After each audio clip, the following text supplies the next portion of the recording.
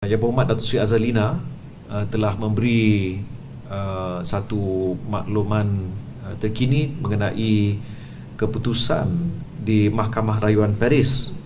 Pada 9 hari bulan Disember, Mahkamah Rayuan Paris telah membatalkan sepenuhnya apa yang disebut sebagai final award dalam kes tuntutan pihak yang mendakwa sebagai waris sulu.